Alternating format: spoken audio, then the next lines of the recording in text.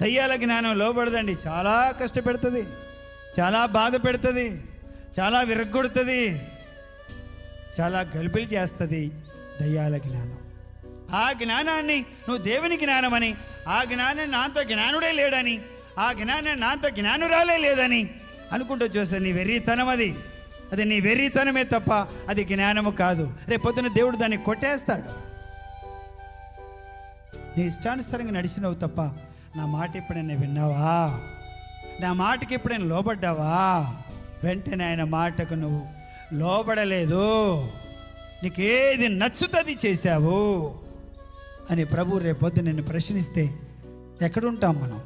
దేవుని జ్ఞానం గలవారైతే మొర్దెకై ఎస్తేరుకు ఏం చెప్తున్నాడు? అతనికి లోబడి ఉండు, ఆయన సంస్కారములో ఉండు, లేకపోతే ఆయన ఆధిపత్యం కింద ఉండు, ఆయన చెప్పింది చేయి.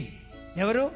ఏగే నీకు చెప్పింది, ఏగే నీకు నిర్ణయించింది యావత్తు చెయ్యి. నేను ఏది చెప్పినా చెయ్యి, నన్ను ఏం చేయమంటే చెయ్యి.